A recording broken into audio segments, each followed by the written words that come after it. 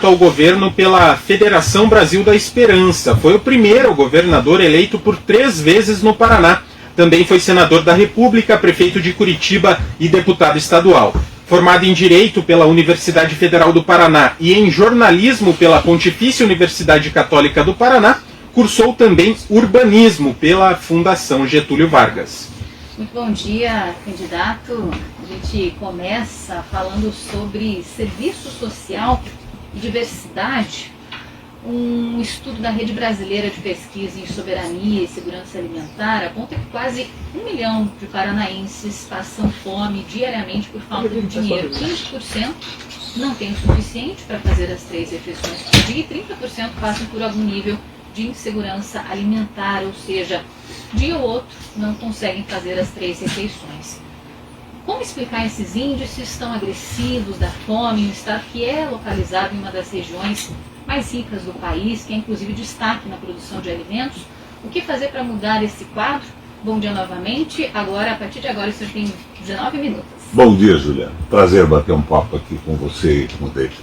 Juliana, isso se deve ao modelo de desenvolvimento econômico optado pelo Paraná, onde o Ratinho é fã, confesso, do Guedes. É o liberalismo selvagem. Para você ter ideia, aqui no nosso Paraná, o governo do Ratinho deu orçamentariamente 17 bilhões de reais de isenção fiscal para as multinacionais. Mas as empresas pequenas e médias, que são responsáveis por 80% dos empregos oferecidos, estão sendo ferradas. Mas não é só isso. Nós estamos com tarifas rigorosamente absurdas da Copel e da Sanepar. E eles dizem que a Copel e a Sanepar não são empresas do povo do Paraná, são do mercado e dos acionistas. E fazem a propaganda dos lucros fantásticos que as ações da Copel e da Sanepar têm. Os lucros fantásticos são em cima dos absurdos e fantásticos custos das tarifas para a população. É um equívoco na condução econômica e é um verdadeiro roubo. Então fica aqui o meu primeiro compromisso de candidato. Eu assumo o governo do Estado e demito todos os diretores e presidentes e membros do Conselho de Administração da Copel e da Sanepar e coloco novamente essas empresas a serviço do povo. São essas tarifas que puxam a inflação. Como é que nós poderíamos resolver isso? Eu daria isenção absoluta para as microempresas, para poderem manter o emprego e sustentar as suas famílias. Eu reduziria o imposto das pequenas empresas responsáveis pelos empregos de 18% para uma média de 2,5%. Isso não é uma proposta vazia, eu já fiz isso, faria de novo. E reduziria também o imposto de 18% para 12% daquilo que as famílias precisam comprar para sustentar as suas casas, a comida e eletrodomésticos básicos. Nós temos um governo que está escravizado ao grande capital. Como é que você pode tirar 17 bilhões de reais e dar de presente para as grandes empresas? As prefeituras, por exemplo, aí já perdem 25% dos 17 bilhões que é a sua parte do ICMS. Mas não é só isso. Isso é pior que mordomia. Isso é pior do que o dinheiro que o Rato está dando para a televisão do pai. Até julho do ano passado, cerca de 20 bilhões de reais. Deve ter dado muito mais agora, porque a despesa de publicidade cresceu de uma forma simplesmente extraordinária. Então, nós estamos vendo uma condução completamente errada. Isto justifica, Juliano, o fato de eu ser candidato. Eu quero preencher o vazio do governo do Estado e um governo que, por ignorância ou corrupção, decidam os nossos espectadores, está ferrando a população e fazendo subir a inflação e não está enfrentando o desemprego que poderia ser facilmente enfrentado. Fui governador e acabei com o desemprego. Nós mantivemos o nível de emprego e pagamos o salário mínimo regional mais alto do Brasil. Eu diminui o imposto do empresário, mas cobrava dele que mantivesse o emprego e pagasse um salário decente. A troca de imposto por emprego. Isso é governo feito com identidade com a população, solidariedade e amor pelas pessoas. Candidato, mesmo sem previsão para sair do papel, o novo pedágio do Paraná, que é um projeto, já tem reajuste e já sofre com reajustes expressivos. A Agência Nacional de Transportes Terrestres atualizou em junho os preços dos editais de 2 dos 6 lotes que serão leiloados. O cálculo mais recente prevê um aumento de 23% nas tarifas para o lote 2, que compreende, por exemplo, a BR-277 no litoral, na ligação entre Curitiba e Paranaguá, que é um dos principais centros de escoamento da safra paranaense. O candidato propõe alguma mudança em relação ao projeto inicial desses contratos de concessão das novas rodovias aqui do estado? Eu proponho desde que começou isso. Você lembra a primeira vez que eu me candidatei ao governo do estado? Eu criticava a tarifa absurda do governo, que estava na mão do Lerner. E, retirante isso, não foi um governador ruim. Eu tenho um apreço pelo que ele fez no estado. Mas o que o Lerner fez? Quando eu critiquei e mostrei que era um roubo, ele reduziu pela metade o pedágio por decreto. E a imprensa toda, seguindo o governo atrás do dinheiro do orçamento, dizia: o Lerner é bom, ele reduziu o pedágio pela metade. Esqueceram que foi ele que fez o pedágio. Ele ganhou a eleição. Depois que ele ganhou a eleição, ele subiu 100% o pedágio. E o pedágio continuou nesse escândalo todo. O que o Rato fez foi isso. O pedágio acabou um ano, ele tinha que fazer uma licitação, mas ele entregou para o governo federal e fez, muito provavelmente, acordos criminosos com as empreiteiras e postergou a licitação. Eu conversei com o Lula antes de ontem e nós fizemos um acordo. Nós temos estradas federais e estradas estaduais. Não se pode resolver isso só nas estaduais. E eu fiz um acordo com ele, nós vamos fazer um pedágio de manutenção. Nós vamos tirar o concessionário, que é o ladrão, que é o que cobra absurdos para aumentar o seu lucro e não faz coisa alguma. E vamos fazer uma denúncia formal do Ratinho, do DR e da agência reguladora. Porque eles aumentaram a tarifa de pedágio ao longo do tempo com o pretexto de que construíram obras. E as obras não foram construídas. Isso não foi verificado nem pelo DR, nem pela agência reguladora e nem pelo Rato. E nós faremos um pedágio de manutenção cobrando uma pequena fração do que custa o pedágio hoje para manter uma ambulância ligada ao sistema de saúde do estado do Paraná, um reboque, o pessoal cortando mato. É muito fácil fazer isso. A Dilma fez isso na estrada do Paraná para Santa Catarina. Mas ela ainda entregou para concessionárias que tiveram algum lucro. Eu quero acabar com o lucro das concessionárias. Eu quero que o ganho da redução seja o ganho do caminhoneiro, do automobilista, da economia do Paraná, que não vai ser puxada pela frente com o aumento dos custos, porque o aumento do pedágio leva ao aumento do transporte de tudo. Então eu acertei com o Lula isso e nós vamos acabar com isso. Segurança Pública, candidato, mais da metade dos homicídios cometidos aqui no Paraná não foram esclarecidos. Essa informação consta na 5ª edição da pesquisa Onde Mora a Impunidade, do Instituto Sou da Paz, que se refere ao ano de 2019. O índice de resolução de homicídios no estado foi de 49%. Nesse sentido, qual propósito o candidato pretende colocar em prática, se for eleito, para aumentar a resolução de crimes e, consequentemente, reduzir a impunidade aqui no estado?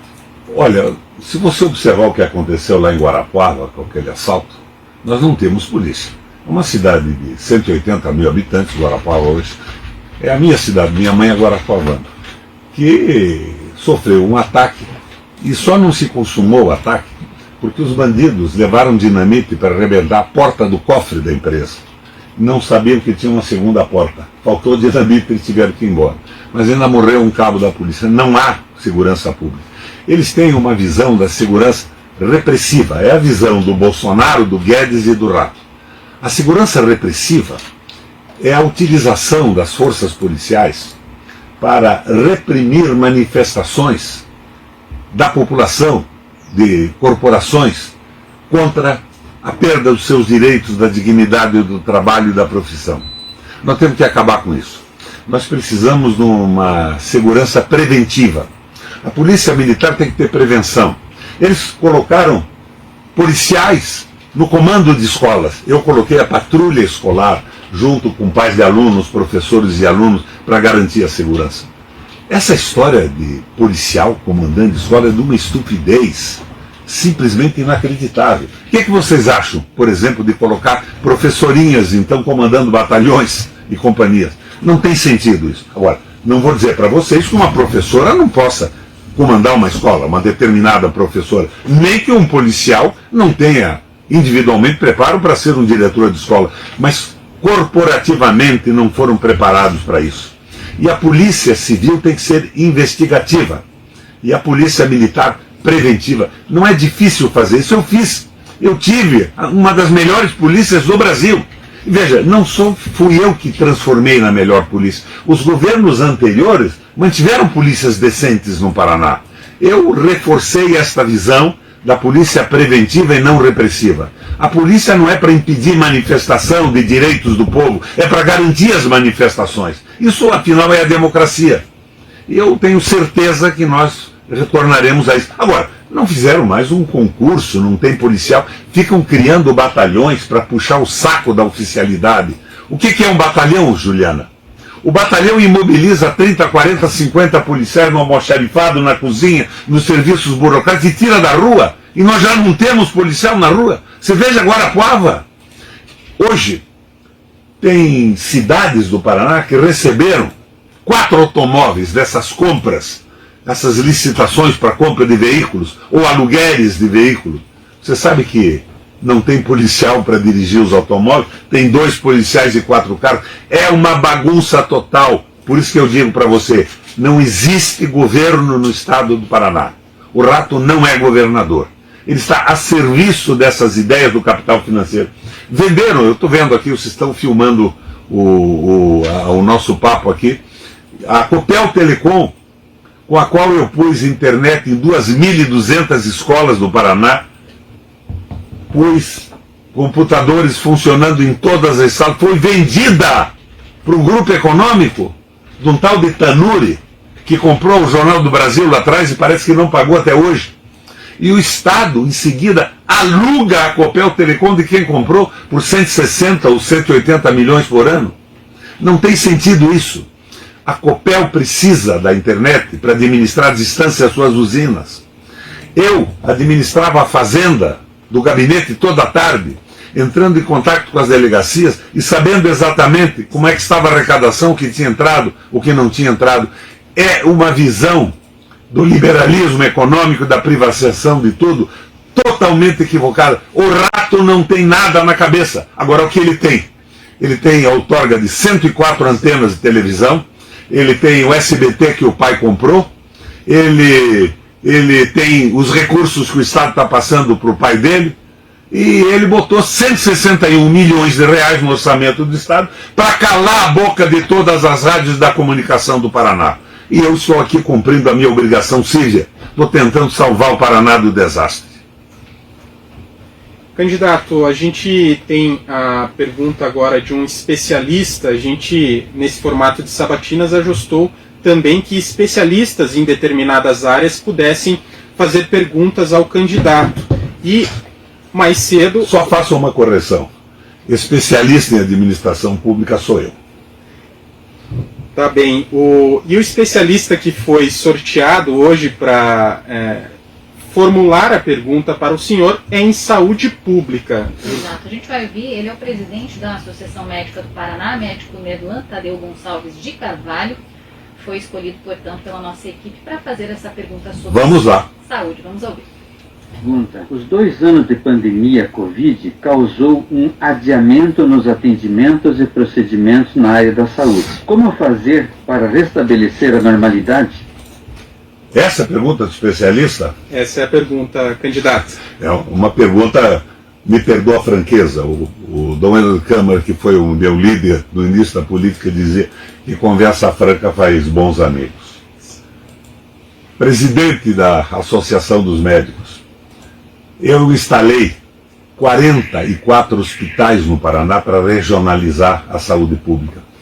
Eu construí 31 e alguns eu reformei de uma forma que na verdade eram hospitais novos, como por exemplo o posto de saúde da Zona Norte e Zona Sul de Londrina, que eu transformei em hospitais de verdade. Eu equipei esses hospitais e o fato de existir esses hospitais foi uma benesse para o Paraná no problema da Covid, porque nós tínhamos UTIs, tínhamos leitos. Agora, o que acontece, e uma pergunta de especialista, eu esperava que fosse nessa linha, é que os hospitais não estão funcionando porque desde que eu saí não houve concurso público para enfermeiro e para médico, nós estamos sem enfermeiros e médicos. Eu construí, por exemplo, só como exemplo, aqui em Campo Largo, um hospital da criança, que coloquei o nome, doutor especialista, de um pediatra que me atendeu na infância, o doutor Valdemar Monastier. Não tem mais médico, não tem mais enfermeiro, as UTIs não estão funcionando. Então o problema básico hoje é colocar esses hospitais em funcionamento, fazer concursos públicos para que tenhamos médicos e enfermeiros bem pagos, porque mal pagos também nada funciona e ninguém se apresenta nem num concurso público. Eu criei um projeto de 340 clínicas da mulher e da criança para acabar com a mortalidade materna e infantil no Paraná. Eu acho que eu devo ter feito aí umas 100, 200. Acabou o projeto, desmontaram isso tudo.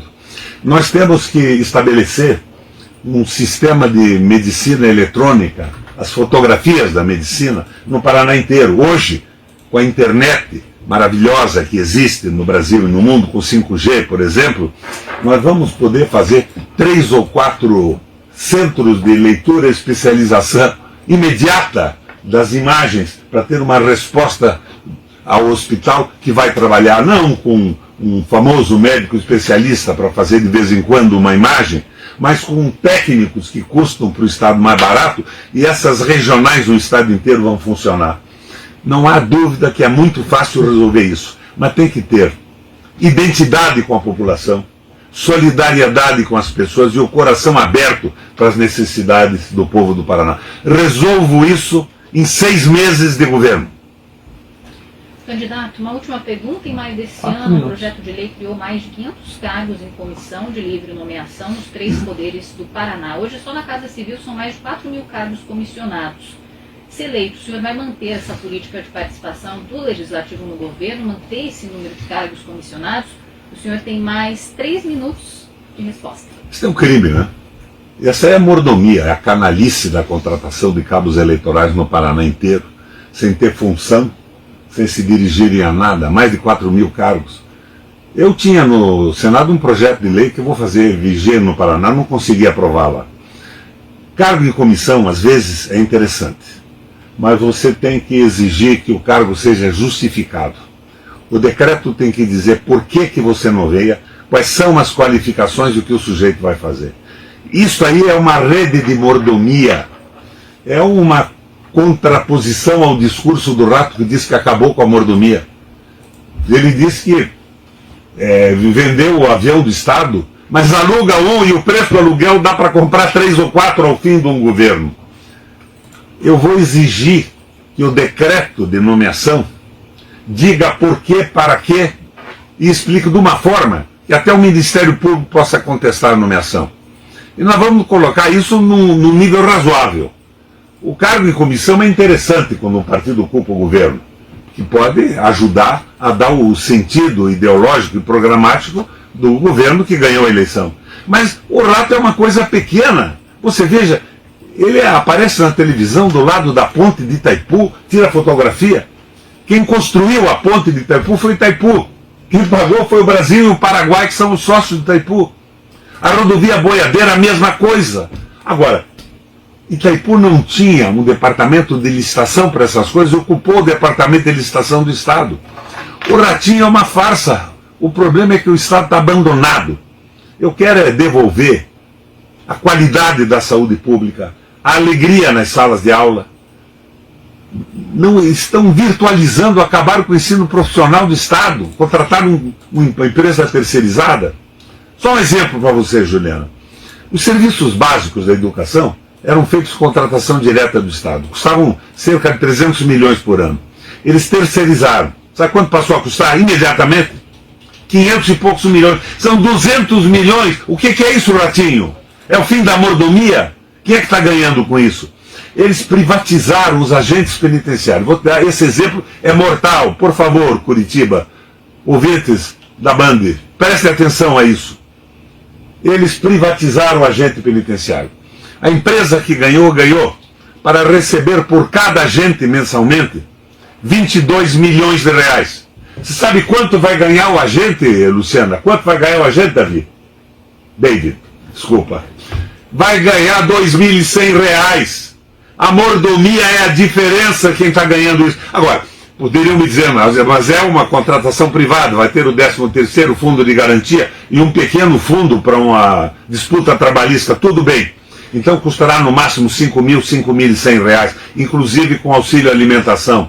Isto significa que isto é um roubo, é a visão do liberalismo econômico, o fim do Estado. Ratinho, ou você é absolutamente despreparado, ou isso é uma corrupção profunda, a mordomia dos muito ricos, a aliança do governo com os tubarões da economia, os grandes capitais, e quem paga isso é o povo. Por isso, eu me coloco como candidato a governador.